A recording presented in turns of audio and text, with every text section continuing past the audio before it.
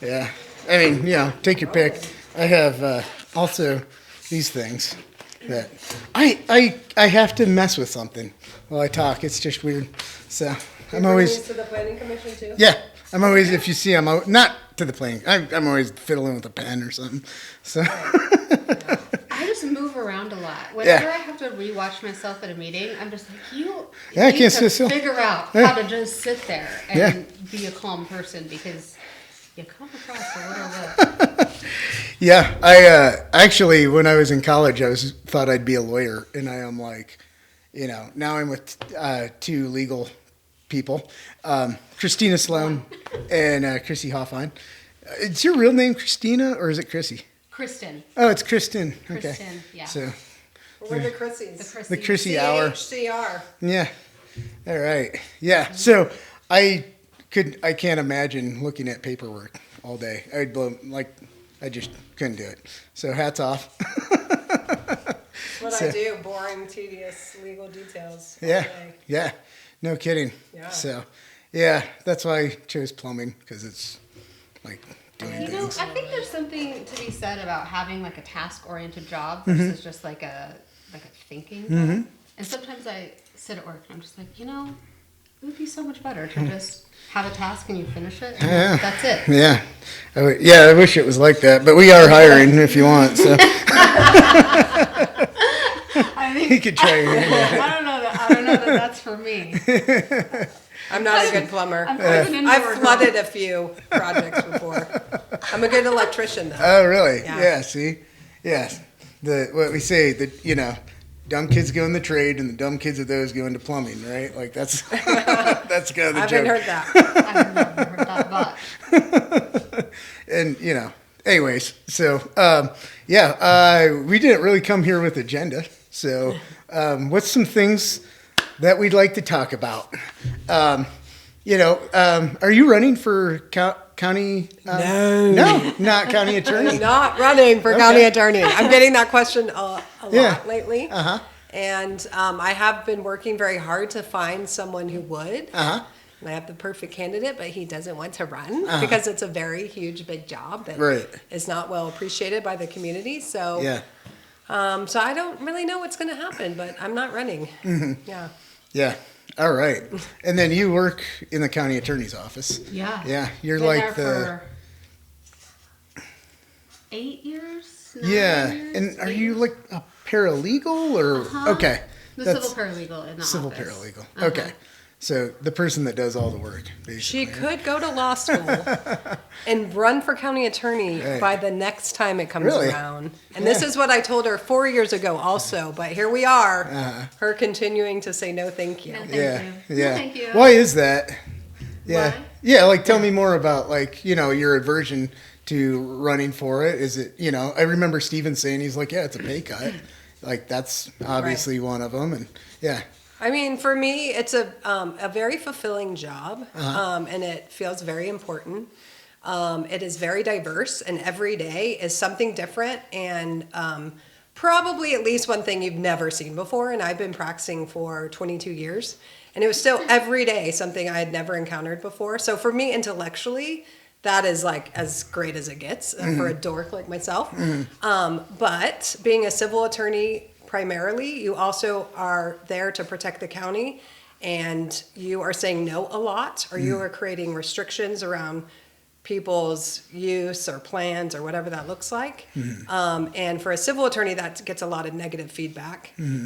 Utah, the county attorney is responsible for civil and criminal, but criminal is a much more sort of political position, so it makes sense that's elected. And in most communities, say most states in the whole country, the elected attorney is only handling the criminal workload, and the civil attorney is always hired or appointed. And the reason for that is what I just explained. It's a very hard thing to make political and to make people happy. And so here I think it just doesn't work with my civil background, which is what I love. Okay. And then the last election went very badly for me. I lost by 15 percentage points, which is huge.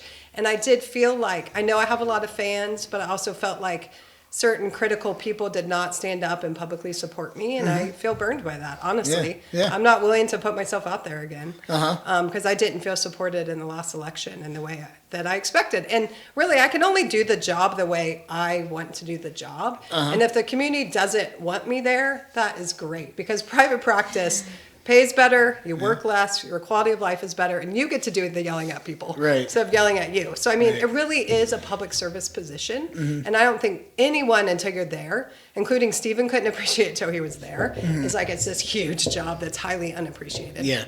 Yeah, for sure. So you feel like you were, key people weren't supported, and then what about so they didn't vote, so there's that, and then there was the no vote against, a vote against you as well. Where do you think motivated that? Right. Yeah. Well, I had the fake scandal come up, which I really didn't think, this community being as small as it is, as people knowing me, that the scandal that was totally untrue about this real property transaction. I don't know that we really want to go into it, but at first I was like, oh, this is fun. This is how scandals are created.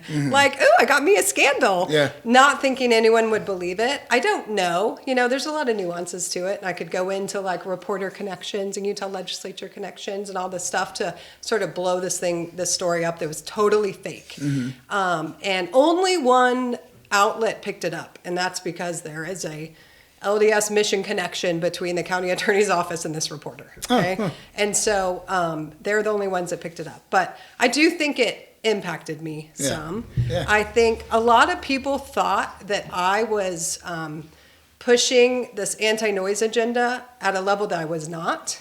I just had dinner with someone who said, one of the other attorneys I was trying to recruit to run for county attorney, and she said, well, if I were elected, I would just be a worker bee. I wouldn't be, as activist as you were. And I was like, okay, in what way was I activist? She was like, well, the ATV speed limit. I'm like, the county didn't even lead the ATV that was speed the limit. city That was thing. the city. I would credit Emily Niehaus with that, but there was a lot of other people, including the city attorney at the time, who took the lead on that, and the county just followed. And then she's like, okay, well, what about the ATV business regulations? Well, that was Commissioner Kevin Walker, 100%. So, I was credited. One, I do think I thought the community was more anti-noise, and I guess they voted, because at the time we had gotten this historic, just overwhelming anti-noise response from the community. But I think by the time the election came around, that just wasn't on people's mind. So that's real. But on the other hand, it's the commission and other leaders in the city and county that are setting an agenda, and the attorney is just the work. I mean, truly, I'm a worker bee. Like, I just get it done. So Kevin Walker comes to me and says, You want this, make write the law. Exactly. So, And here's the other thing about Crissy that she's not You giving just herself. project towards the mic ish. The other thing that Chrissy's not kind of giving herself credit for is that if someone tells her to do something, she does it immediately. And that's, it was, so if someone said just, even in passing, we want X, Y, and Z, within a week, X, Y, and Z was there. So, and it's a weird spot too, because it is an elected position, but you are there to advise the commission as well and do their bidding, kind of, right? Yeah. Well, she was also vocal about it. So when these things would get done, because she'd done the research, then it became sort of, she was the one talking about it. She was the face and the voice behind it, even though it wasn't necessarily a Christina-driven project. So even if a project wasn't necessarily one that she agreed with, it was still, it would either be done poorly by someone who didn't necessarily know how, or it was done correctly. And so she would do it correctly, and then she was also the voice behind it and the face behind it. And so it was like, And you're taking the heat. And then, so, you're saying, you're cool with the number 2 position, not thinking about going to law school, all that. No. You just, say more about that as well. Say more about, I don't think. You like it, you don't feel like you're in a political crosshairs. You got a little more cover. And I don't think that is actually an area that I would excel in. I don't think that what my strengths are would lend itself to, necessarily law school. Right. Becoming an attorney. Yeah. I don't think that. but that Crissy is, undervalues herself all the time, and I disagree. I think that there's an element of my own work ethic that if I tried to do something, of course I would do it to the best of my ability, right? But do I think that that's naturally what I'm best at? No, no. Okay. Yeah. So you're good. You're good where you're at then. Yeah. Okay. Yeah, and I think that I don't know if this matters, but I'm also a single mom. I'm also like, my son has severe special needs and medically complex, and trying to navigate that and law school and being, the enormity of the county attorney position is just not something I could do. For sure. Yeah. That's all real. of those things make me just, not do that. When I was at the county, I tried hard to get a policy director position in the commission administrator's office, because there was this, what Crissy was saying, like there'd be a failure. The commission would make it clear they wanted to set a policy, or they would set a policy. And then there was this gap of who would actually get it done.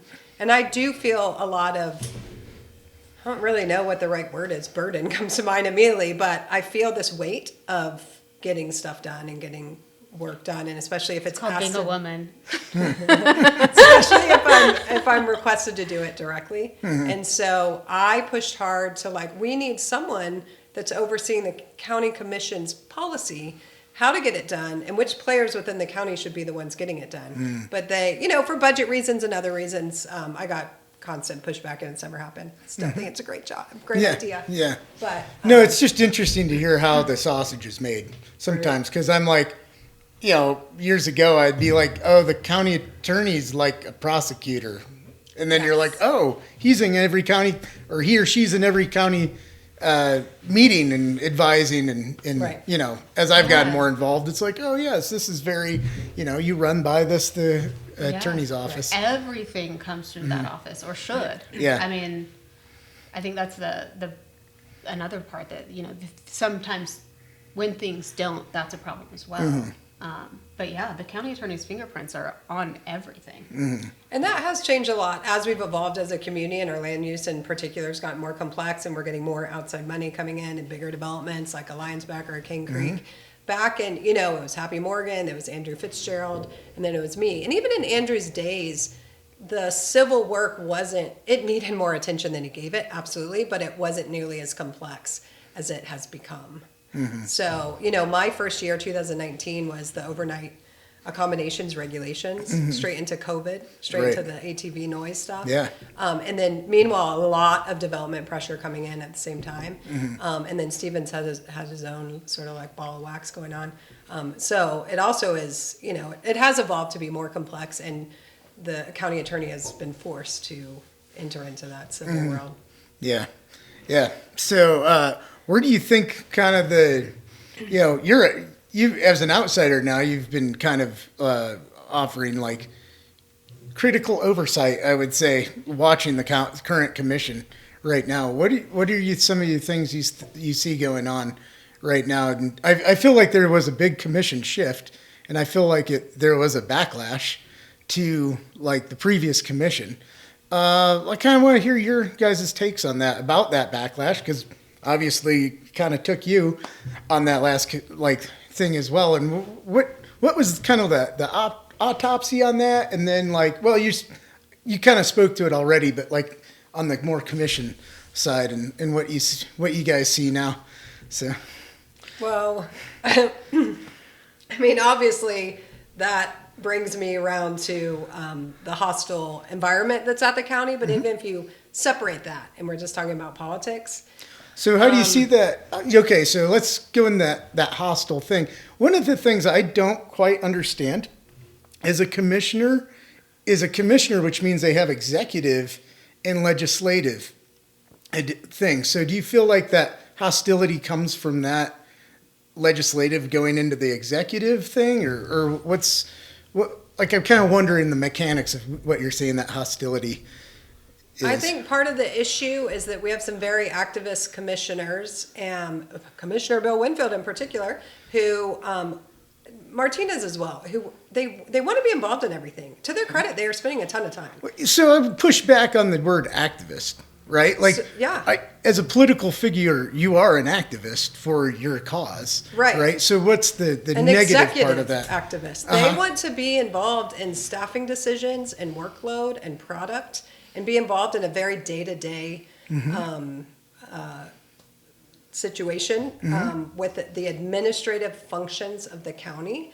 Now, the commission bylaws, policies, and procedures could be better about separating that executive and legislative function. What it says is the commissioners are strongly discouraged to stay out of the day-to-day executive functions of the county. It could say they're prohibited from, right? It could say the commissioners shall not direct staff. It doesn't go that far. The county has always had some policy, I think some written, but mostly verbal, that there is that line, that the commissioners are not supposed to do that. That's the whole point of the commission administrator's office. And legally, because of how, like, what form of government we have, is that crossing a line, or is that a bylaw by county decision? It's a rule, so it's policies and procedures. I don't think our form of government, I mean, other than that they do have executive power, they do. But that can be delegated, and it is delegated in our policies and procedures through the commission administrator's office to our departments. Okay. And they do not honor that. You feel like that's an issue going on with the new commission?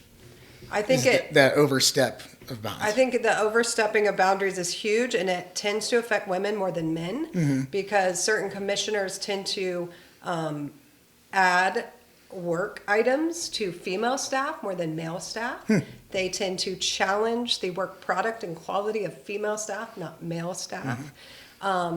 They criticize that work product in a public way against female staff, not male staff. The building department is a great what example. really happened there? I mean, I'm on the planning commission one day, I'm filing permits with Bill, the next day, they're gone. Right. And it's kind of funny because you don't work with the county. You do. I don't know how much you want to speak to that, but I'm just kind of like, I'm involved. I know people are like, what happened? Why am I not, like, who do I fill a permit with now?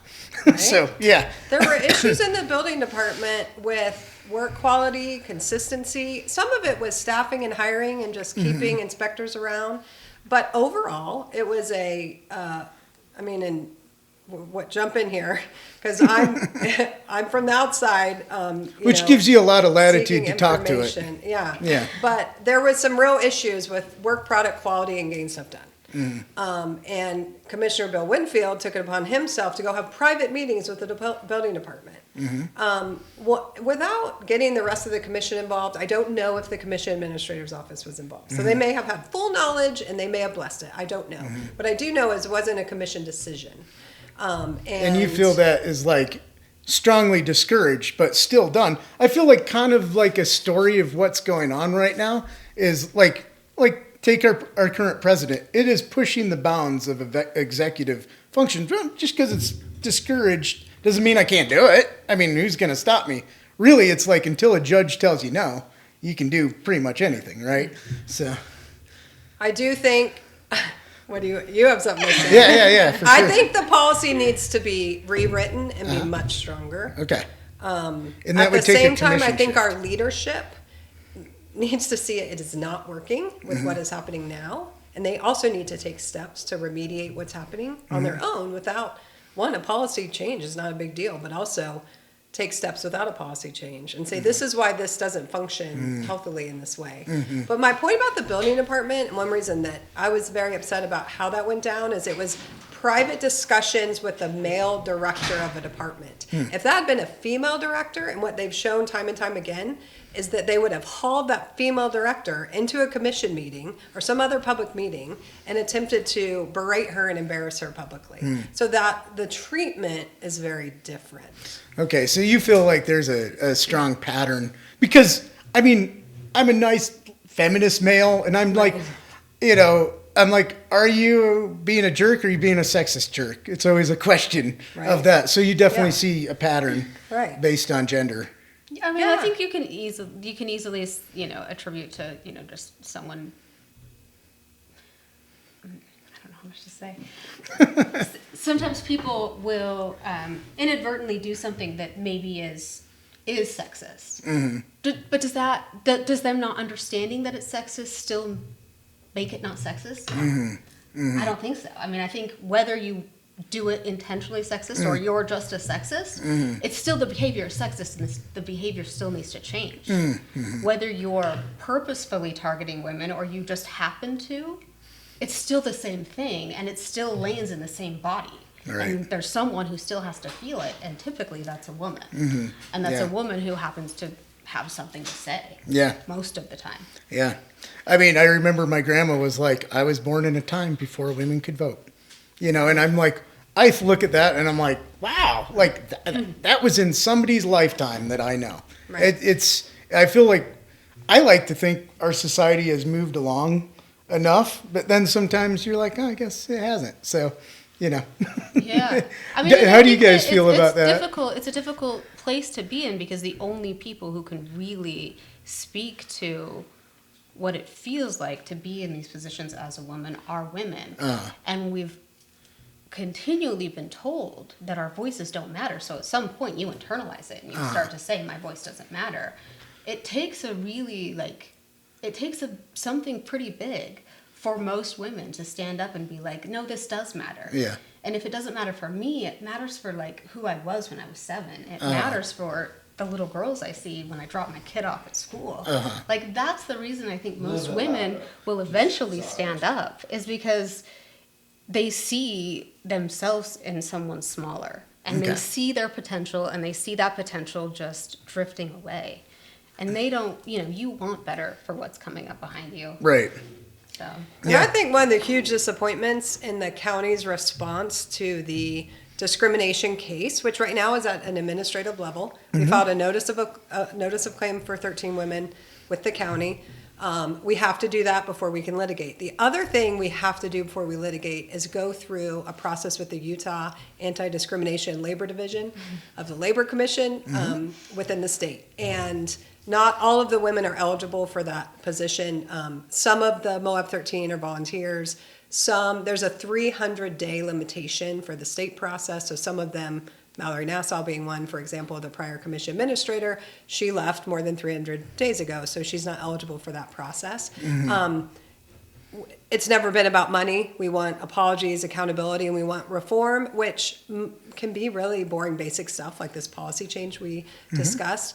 The county, everyone in the county knows this is happening. Everyone knows. And yet the county has been so strong in response. They put out this extremely fake press release saying not a single one of these women have ever complained, which is outrageous. We have 4 resignation letters that specifically mention a toxic or a hostile workplace or, a complaint about that or particular individuals that wasn't investigated, et cetera. We have numerous, we're talking dozens of complaints by these women. The county, within the state process, it's called UALD, Utah Anti-Discrimination Labor Division, they're filing 160-page responses. Like, they're going through the women's files and they're just trying to break them down as bad employees or nags. They're literally gendering their responses with insults, calling women gossips in here, saying they're unlikable. They're just doing this because they're unlikable because they're assertive. It is outrageous, the county's response to it. And it just hones in, well, you just all hate women. That really, the way the county is responding is so disappointing. At the same time, so they've hired outside counsel, Brian Pattison in St. George. They hired, they did start an internal investigation. They hired a male defense attorney who clearly is being hired to find no wrongdoing. He was extremely rude in the interviews. I would try to object. This is not a productive way of getting information out of these female witnesses about what is happening at the county. Your job is to investigate what is the state of the union at the county so that you can help advise the county. He would yell at them. He would, it was craziness. Do you feel like this is kind of like a state problem? Yeah. We just have a problem in Utah about right? representation. Right. And the Utah legislature, I just found this out in the last day of the session, cut $600,000 from the Utah Women in Leadership Project that Susan Madston. They're basically killing it through the budget that Susan Madston runs. That finds, that's where every single year we rank class and women's equality in Utah year after year. Yeah. And they cut basically, my understanding is most of the budget, $600,000. She was so great, too. So great. So this outside counsel, Pattison, continues to have meetings with all of the people that are, involved, that the allegations are made against. And I've challenged him on that. I even just got a new invoice where it's clear he's having all these meetings with County Attorney Stocks. County Attorney Stocks is one of the 3 people named. And I challenged the outside counsel on that. And he's like, look, until I have a report telling me he's a bad guy, he's going to control litigation here. And yet he's one of the named parties. So everything about the way the county has handled this is extremely disappointing. As a woman, for women, clearly. I mean, right? Yeah. And, to anybody who believes in equal treatment of people, it's a concern. Right. And we're losing talent. I mean, 13 women joined, but gosh, many more than that have left. Many more. We had 17. Have any men done any complaints, or is it, I'm saying, is it just, is it so targeted, or is it like, oh, it's 90% toxic towards men or women, but guys left too, but they, do you feel that has existed? These particular claims are only applicable to women. They're only asserting it. Our prior economic development director did leave and resign under some issues about, a very particular sort of, I would say a plan to get him out, right? This bullying, harassment plan to get him out of the county.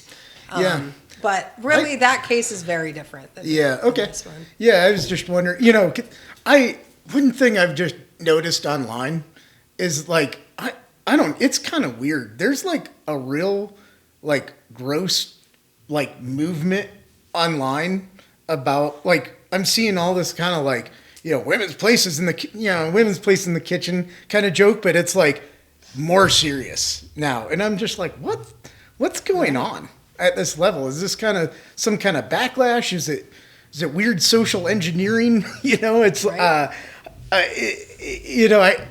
I am concerned about that as a person. I'm just like, what's social media full of crap, And it's like, man, it feels like creatures are coming out of the closet.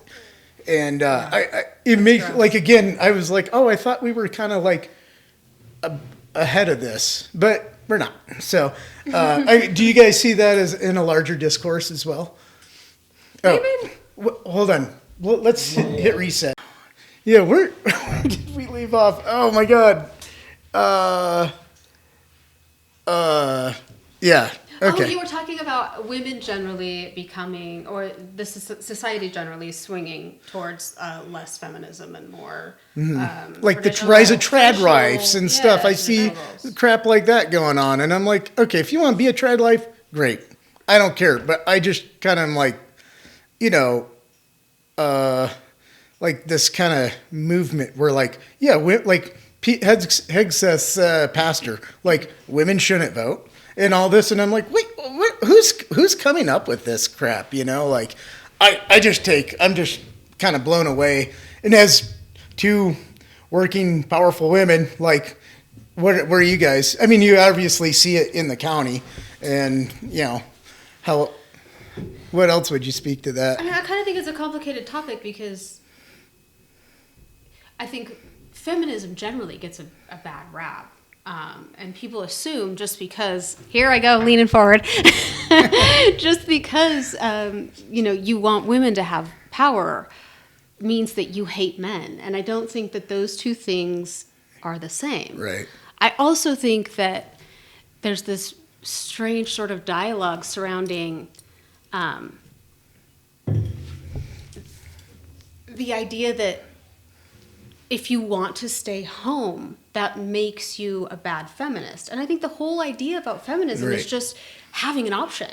Right. And maybe doing what you know. Right, yeah. Right. And maybe, like, we wouldn't be able to go be loggers or whatever you want to say, but that's not what feminism is about. It's about having, power in rooms where decisions are made, not power in rooms where a house is getting built. You know what I mean? Like, it's there's something different about that. And trying to equate those 2 things is not what feminism is about. And trying to make that sort of narrative fit just seems silly. Like, it seems like a silly conversation to even pretend to have.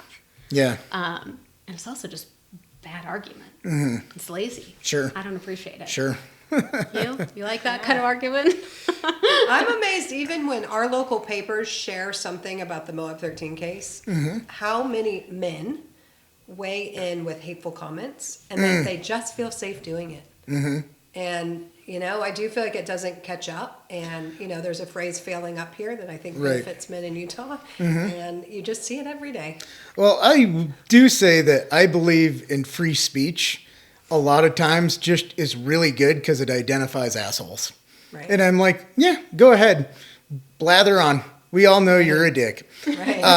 And I think that's the magic of it. It's like, yeah, I might not agree with that. But I've seen comments like, oh, that's why I ask if you're running for a re-election. Oh, Christina just has she's just sour grapes and stuff. But your motivation is like, this is a fundamental civil rights type of thing. And we are losing great people at the county because of it too. Yeah. It feels like it's kind of like tumbleweeds in some of the offices because you're like, like government needs to deliver and it's a mechanism that's built and it was dismantled because I don't think, like I see this pattern of dismantling government because you don't like it, but then it's like, well, don't you want the capacity of government? That's what kind of, there's a dichotomy. It's like, well, we don't live in a time when it's like, oh, just drive on a unpaved road, right? Like that, as things get more dense, as people live together, we have to have social systems, which, looks more democratic, so, yeah. So you guys also deal a lot with like development and stuff. What do you guys think about, things going on?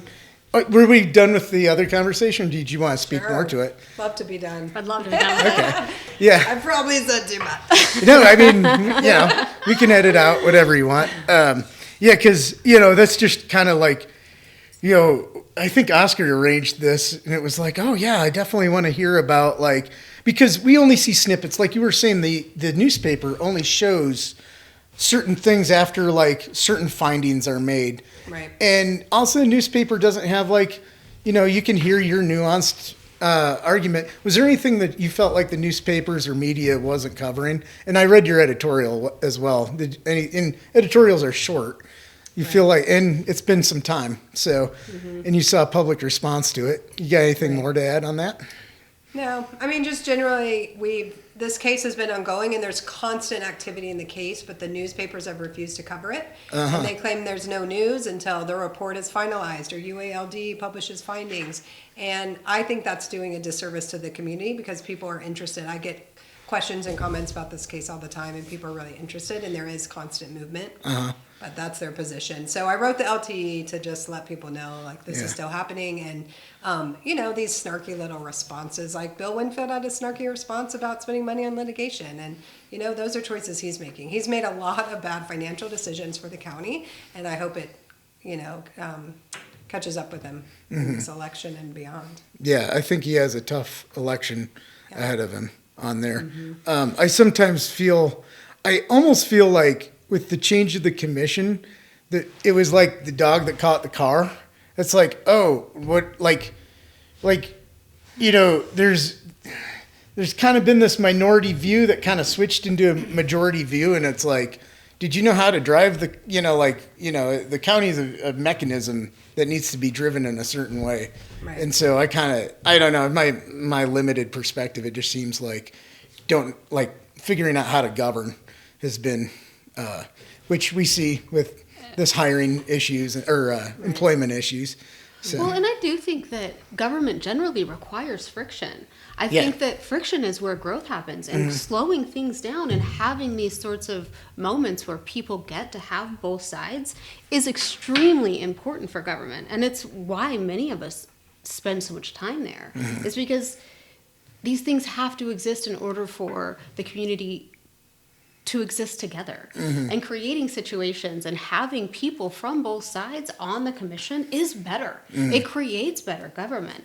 I think the problem is that when you get people who refuse to see anything other than what's happening, what these immediate wants are for them, it just it doesn't create any kind of forward movement at all. It just sort of causes everything to lock up instead of just creating the natural friction that government requires to function correctly. Right. So, and then you guys, I kind of wanted to ask you some questions about like, we see a lot of like you were saying, like development pressures and whatnot. I feel like I've seen a change in the type of development going on in the past few years. How do you guys see things going on like that? Like people are like, are these hotels? They're light tech housing. Everybody thinks there's dorms going to the university, which there's not. You were at the forefront of some very consequential land use decisions, and then you ran planning. You were the planning director, interim planning director for a time. So, I saw where do you kind of see that's going on right now with the county? I think there's a huge push from state legislature to remove municipal level planning from a county's purview. I think that that's going to come up quickly in the next few legislative sessions, where if you want to have that level of planning, it's going to require incorporation of the valley or annexation to the city. They're going to kind of remove that level of planning outside of, the larger issues that counties typically, the rest of Utah, deal with. Right. I think Grand County is unique in the way that development happened here. Because one of the main things I learned when I took over the planning department was most places when developments come into a county, they're annexed into a city. They'll start at the county and then they'll be annexed almost immediately. Because services are typically, city services, they require municipal services. Because we have so many special service districts in Grand County, and because of the way that Grand County kind of grew, I do think that San Juan's going to have to incorporate sooner or later. Funny, yeah. Spanish Valley. Sorry, what did I say? San Juan. Spanish Valley. Those are fighting words. But I do think, there's a chance that when you talk about Spanish Valley incorporating, it might include parts of San Juan County. Right. Yeah. And there's rumors that people are working on that. Oh, I haven't heard that. But it's been out there for a while. No, I haven't heard that. But it was just something that kept coming up at different planning conferences. It kept coming up in planning conversations and studying and the things that nerds do when they have to learn a new job quickly. My question for both of you, Mr. Planning Commissioner, yikes. is we have a ton of apartment units going in. Who is going to occupy those? And have we had a housing occupancy study done recently? Yeah, and that's great question. I love that question. I have never heard a question I love more. I have seen some, like the housing task force was tasked with doing that, and we have that like the numbers are in. I got to see kind of the preliminary ones. Yes, it is a question about people the population isn't growing. I don't know. I think that's a funny thing because I have two neighbors over there. They're stock trade or they're commodity traders. Is anybody counting that? They keep to themselves. They're not filling out a census. I feel like we might have this weird population that's transient kind of, and when I was here at the census, I was remote work.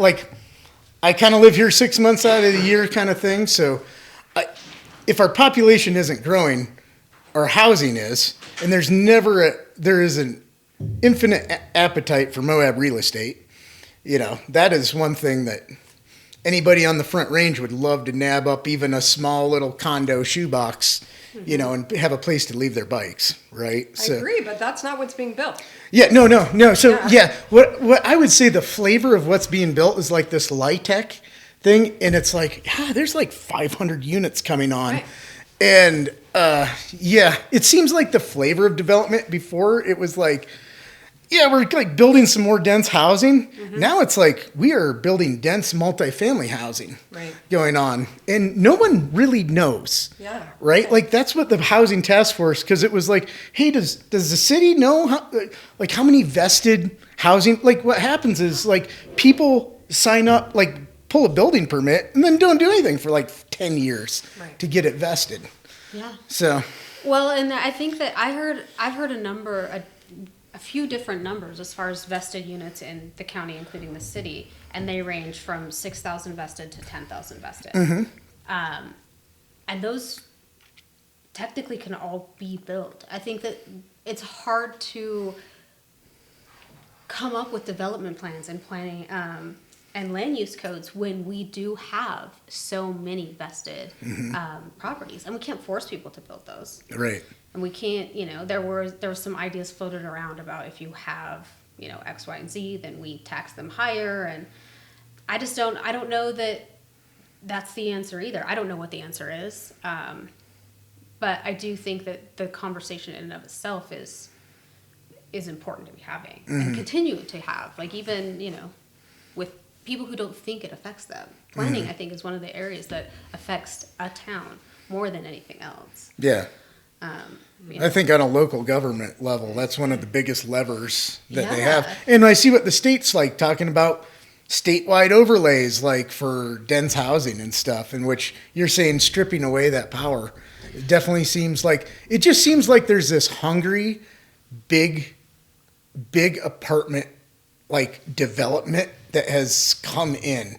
And I'm seeing all out of town plumbing companies, and it's like they have crews and they build them fast, and it's like, and it's money. Yeah. And I will be first one. Like I had my apprentice when I worked at Red Mechanical. He had a pregnant girlfriend, and it was like, yeah, it's 2-year wait list.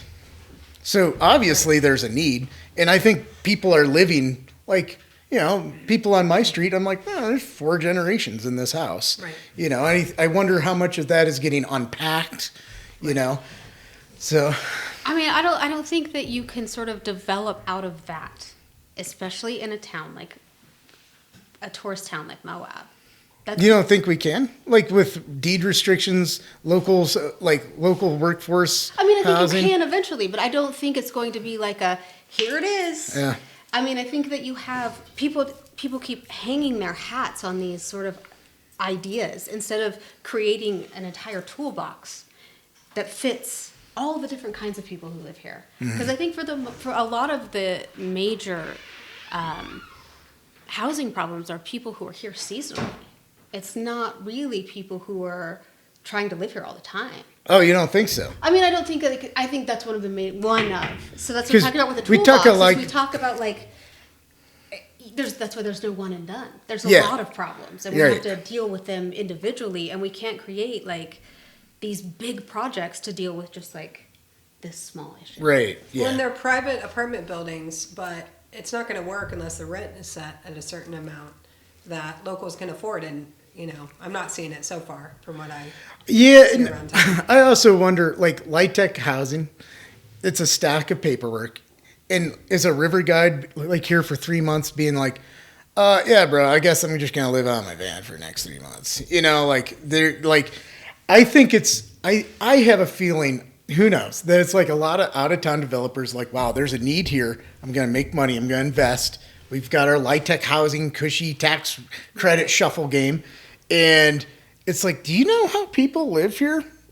Like there is a seasonal working class. Right. And I think they've benefited from high wages or higher wages because of the housing crisis. And I think oddly that's really benefited people here who do have housing and have a game figured out where like, oh yeah, I have a legacy mortgage, like my house doubled in value. Right. And I'm like, I'm living in 2018, prices. And so like I'm too broke to leave, So and like, I give my roommate, who I'm probably going to die with, is like, pays like half as what he should, but I'm like, yeah, it covers the mortgage, kind of thing. I think there's a lot of that going on in Moab. And then I see that LIHTC housing. I mean, it is like very much AMI, area medium income restricted. And I think there's kind of a business cycle. There was a boom in it and there's a lot of money in that. And I guess, were they all talking to each other? Did they all build at once? I know. And I'm like, oh, is it all going to be like, okay. And what I see is what we're missing still is that missing middle. Because me and Miles have been hammering on this. Loan down payment assistance. People make are paying $2,500 a month rent, right? But they can't afford a $2,000 mortgage. And that's messed up. And that's where I think that's where you have community as an ownership. And I still push those kind of ideas like, hey, our Arroyo Crossings, our self-help, our community rebuilds. I think those are community building things. Right. I think like cheap AMI obstructed housing is great. We need it, but it also helps like businesses that pay shit. It subsidizes like shit wages at the Dollar General. Right. So, it's a hard balance on that. As does our tourism marketing. Right? It helps the top guys that own the restaurants and the hotels, but it really does not trickle down to the workers from what I see. Right. I see this bias with that trickle down. I think it's so ingrained in us that, it's like, just help Main Street and they'll pay more. It doesn't work. Yeah, exactly. Yeah. Housing costs. I think there's a really big difference between things that sound good and things that are true. And I think that people get caught up in these little cliches, like if we build more, then the rent goes down because of supply and demand. That's not really how supply and demand works. That's not how the rent. Well, you're gonna get a lot of pushback from that. Yeah, but I mean, those are when people say things like that, because they're these little things that sound great, but what's true and what sounds good aren't the same. Well, I was talking to Ben with Housing Authority, and it's like he's like, I might have 60 units available, and I have a 2-year waiting list, but only one person can actually fit in this because it's so deed restricted. And he's like, that's some of our problems. He was like, the cottages at Arroyo, he was like, the only restriction is you're local. Right. And it's $1,200 a month, which if you think you and a person living together, $600 a month, that's, to me, I'm like, yeah, you can do that. That starts to, and no funny things where it's like, oh, I can't take that bonus because I lose my housing. And I think that's where some of the AMI restricted housing is a class trap. It can be. We still need it, but I'm just saying. I've heard, and I know people that are like, I can't do that. So don't they? If you get in for Section 8, once you qualify, are you qualified forever? Don't know. Oh. Yeah. I don't. I don't know either. But that is why our local workforce housing was so cool. It was fought by a lot of people. But we were doing something no one else was. I mean, and that was, you just got to be a local. Yeah. And let's see, surely the market gets repressed just from that one restriction. Mm-hmm. Hasn't really played out the way we hoped, but it was certainly sort of very on guard, doing something no one else was doing. I mean, I was doing a service call over in Murphy Flats, and I'm like, there's a lot of, I was in there, and I poked around. I was like, hey, where you? Oh, I work at UMTRA. It was a lot of people there. I was like, just asking people. I was like, okay, there's a lot of people living here that work here. So, I mean, I don't know. I'm not an official number, but I poke around, and ask people. It seems like, it sounds crazy too, the price of what I paid for this house for a 500 square foot. But if that's the reality, it is a stepping stone. I think that $200,000 market's attainable for that could be somebody's first jump into housing here. Right. So, building equity. But I just, I just feel like something got gassed in the past couple of years. We hit the acceleration, and I just wanted to hear from your guys' perspective. Did you see that coming, or? Well, so, there's the 2 apartment projects that are, they're by the landscaping store, Wild Landscapes. Yeah. Uh-huh. One of those got approved in my day. Yeah. So, they were just sitting on it, and they decided now's the time. And then I think it was the flats that are on the other side of the road, but one of those 2 that are on the other side of the road was in the works in my day. And so that one also, they sat on it a little bit. And then the other 2, I think there's 4 right there, basically at the intersection. So 2 got approved back in the day. We're talking 5 to 7 years ago, but they've just chosen to build. Right. And 2 of those projects have been more recent since my time at the county. Yeah. And you feel like that's, all out of town development kind of it just seems that it went kind of from local thing to now out of town thing. One of the projects originally was Bynum Land. Uh-huh. I don't have any idea what has happened since my time, but it was the Bynums that rezoned it and got the vested approvals they needed. And then I don't know what happened. The other 3 were out of town. Yeah. And my kind of thing with that, is like, I feel like we should have, like, people want to, if they're going to live dense, they want to live downtownish. Like, you know, they want to be, and it's like you're living on the side of the highway. And I would kind of like to see like, could we make this like a little neighborhood more? And I think that is all annexed to the city now, right? Yeah, I don't know. I think it I is. think I that think whole they're thing all has been in. annexed Oh, to is the it? city. Uh-huh. Yeah, that's why I don't know anything about it, because it got Yeah. annexed to the city. I think they did a pre-annexation agreement with that development. Yeah. It's so funny how it's even a small area like this, it's like onions of like, or layers of the onion. Like, does anybody really, I mean, you knew what was going on, but sometimes you don't. So, Yeah. like, we had no clue about who was building what and what was in the pipeline until that study's coming out. Yeah. So, and I think we need to build, I don't want to see like some kind of crash. We need to build and plan accordingly, so we Yeah. don't have like boarded up empty places. Because I'm also afraid of like places like that. It's like, oh, well, we couldn't rent it. Can we claw back all those things? And now it's just like the dude in Boulder has a place where him and his bros come and bike, Right. So, And which, hopefully whatever. these developers are doing their own housing assessments, right? Yeah. That the need is there and it's Yeah. not going to be a failed project. But where you have some big money coming in a LIHTC project where they're kind of moving money around and Yeah. it works out financially for them to do it, they don't actually care about the success. That's when, you get nervous about that type of thing. Yeah. And do they really know their market? Do they plan on the guy next to him? We don't. Right. I don't know that, Yeah. So, yeah, it's just, and funny, it changes fast. You're already saying it's out of, Europe. Right. I'm Wasn't sort of out of under the turn. loop on Yeah. some of that. Funny. Yeah. Yeah. Cool. So, yeah. All right. All right. Oops. Dang it. We need a secret camera. Yes. All your opinions are of Grand County. Yes, No. my disclaimer is everything I said tonight are my statements alone, and they should not be attributed to Kristen Hofine. Because I'm lovely. Christina is the problem, and the only problem. Yeah, I watch a lot of Ezra Klein podcast. He always ends with the thing like, "Are you guys reading anything?" Or like, "What's your we should do it more Moab centric. What do you guys do for fun?